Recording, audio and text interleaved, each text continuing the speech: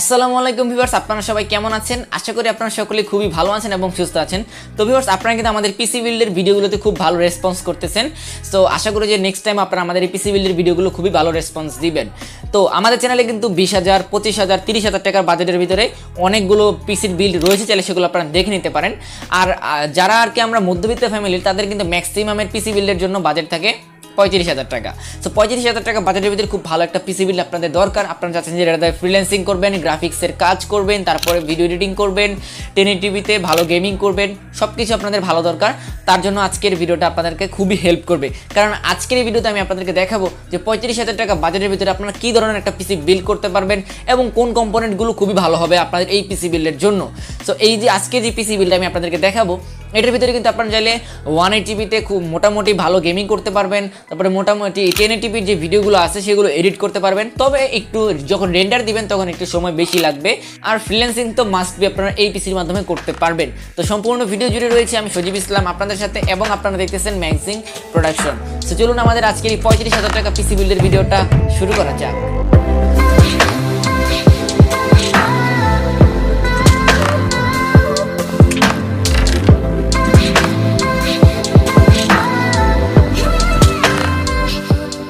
Welcome back viewers. তো সর্বপ্রথমে কথা বলবো আমাদের 35,000 টাকার ভিতরে কোন প্রসেসরটা ইউজ করেছি। এখানে আমরা প্রসেসরের জন্য বাজেট রেখেছি 10 থেকে 12,000 টাকা। সো বর্তমানে সময় কিন্তু 10 থেকে 12,000 টাকার ভিতরে one of the best processor হচ্ছে গিয়ে Core i3 10th জেনারেশন। তার জন্য আমরা এই প্রসেসরটা ইউজ করেছি। তো এই প্রসেসরটাতে কিন্তু আপনারা পেয়ে যাবেন হচ্ছে গিয়ে 6 MB ক্যাশ, তারপরে 3.60 GHz থেকে 4.30 GHz পর্যন্ত আপনারা নিতে পারবেন, অর্থাৎ বুস্ট করা অবস্থা আপনারা 4.30 GHz পর্যন্ত নিতে পারবেন। তারপরে এই যে প্রসেসরটা আছে এখানে কিন্তু আপনারা 4 কোর 8 থ্রেড পেয়ে যাবেন। দেন এখানে ইনবিল্ট একটা গ্রাফিক্স পেয়ে যাবেন, যার জন্য আপনাদেরকে ডেডিকেটেড কোনো এক্সট্রা গ্রাফিক্স কার্ড লাগাতে হবে না। তারপরে হচ্ছে গিয়ে এই যে প্রসেসরটা, এটা কিন্তু 65 ওয়াটে চলে যাবে, তার জন্য আপনাদেরকে হেভি কোনো পাওয়ার সাপ্লাইও দরকার পড়বে না। তো এই যে প্রসেসরটা, এটার দাম হচ্ছে গিয়ে 11,000 টাকার ভিতরে। বিভিন্ন জায়গায় বিভিন্ন দাম হয়ে থাকে, তবে 11,000 টাকার ভিতরে আপনারা এটা পেয়ে যাবেন।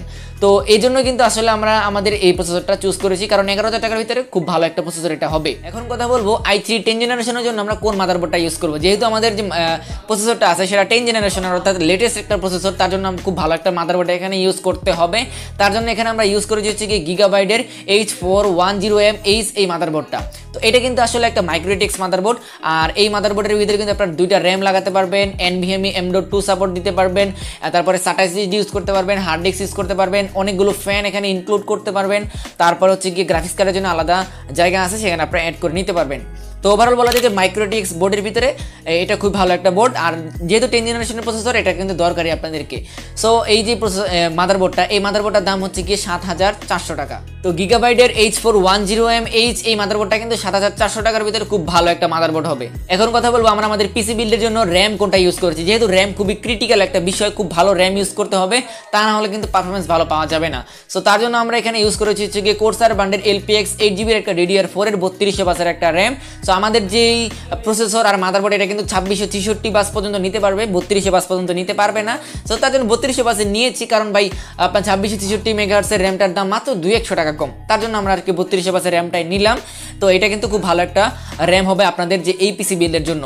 এখন কথা বলবো আমরা এখানে স্টোরেজ হিসেবে কি ইউজ করতেছি। তো এখানে আমরা স্টোরেজ হিসেবে M.2 ইউজ করব, তারপরে এখানে আমরা হার্ড ডিস্ক ইউজ করব।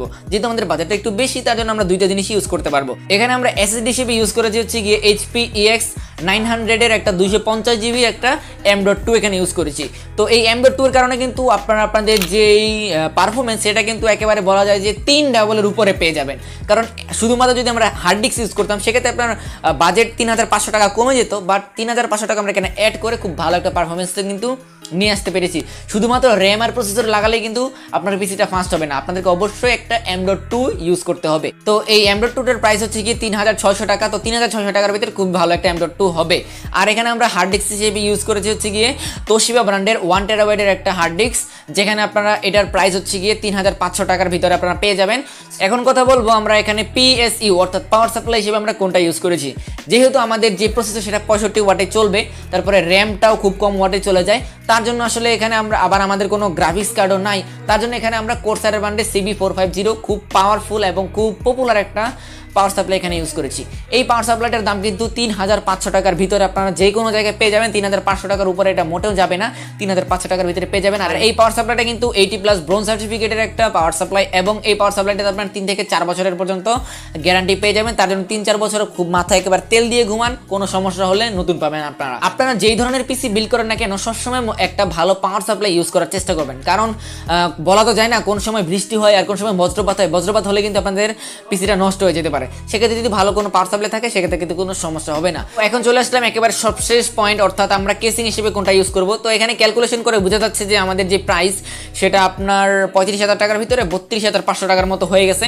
সো এর আশেপাশে আর কি। তো আমাদের বাজেট আছে আর কত, 2,500 টাকা। সো 2,500 টাকার ভিতরে কিন্তু আপনারা খুব ভালো কেসিং পেয়ে যাবেন, গেমিং কেসিংগুলো পেয়ে যাবেন। আমি কিন্তু কোনো ভিডিওতে আপনাদেরকে কেসিং সাজেস্ট করি না, তবে আজকে আমি একটা কেসিং আপনাদেরকে সাজেস্ট করব।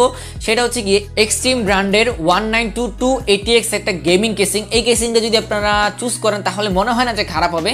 এখানে কিন্তু কোনো পাওয়ার সাপ্লাই নাই, ঠিক আছে, পাওয়ার সাপ্লাই ছাড়া। আর দেখতেই পাচ্ছেন এটা কিন্তু খুব সুন্দর, একেবারে সিম্পলের ভিতরে গর্জিয়াস। এই সাইডে একটা শেপ আছে, শেপের ভিতরে কিন্তু RGB হয়। তারপরে ভিতরে একটা ফ্যান ইনক্লুড করা আছে, এটাও কিন্তু RGB হয়। তারপরে সামনে একটা টেম্পার্ড গ্লাস আছে। তারপরে উপরে আপনারা কিন্তু ফ্যান এখানে ইউজ করতে পারবেন। তো ওভারঅল বলা যায় যে লুকিং এর দিক দিয়ে বলেন, আর প্রোডাক্টিভিটির কথা থেকে বলেন, ব্র্যান্ডিং এর কথা থেকে বলেন, এই এক্সট্রিম 1922 ATX এই গেমিং কেসিংটা কিন্তু খুবই ভালো হবে 2,500 টাকার ভিতরে। তো এই হচ্ছে কি মূলত আমাদের পিসি বিল্ডের যে কম্পোনেন্টগুলো 35,000 টাকা বাজেটের ভিতরে, এই কম্পোনেন্টগুলো যদি ইউজ করে আপনারা আপনাদের পিসিটাকে বিল্ড করেন তাহলে কিন্তু পারফরমেন্স খুবই ভালো পাবেন 35,000 টাকার ভিতরে। তো আমাদের আজকের এই ভিডিওটা এই পর্যন্তই। আশা করি ভিডিওটা আপনাদের সবার কাছে খুব ভালো লেগেছে। যদি ভিডিওটা ভালো লেগে থাকে তাহলে অবশ্যই একটা লাইক দিবেন আর কমেন্ট করবেন পরবর্তীতে আপনারা কত টাকা বাজেটের ভিতরে পিসি বিল্ড দেখতে চান। আর এই যে পিসি বিল্ড দেখালাম এটার মাধ্যমে কিন্তু 1080p ভালো মোটামুটি গেমিং করতে পারবেন, তারপরে গ্রাফিক্সের কাজও করতে পারবেন, দেন ভিডিও এডিটিং কিন্তু 1080তে খুব ভালোভাবেই এডিটিং করতে পারবেন প্রিমিয়ার প্রোর মাধ্যমে। কিন্তু যখন রেন্ডার দিবেন তখন একটু টাইম নিতে পারে। তো এই হচ্ছে কি মূলত আমাদের আজকের এই ভিডিওটা। আপনাদের সাথে দেখা হবে নতুন কোনো ইন্টারেস্টিং ভিডিওতে। সেই পর্যন্ত আপনারা সকলে অনেক অনেক ভালো থাকুন, সুস্থ থাকুন। আসসালামু আলাইকুম।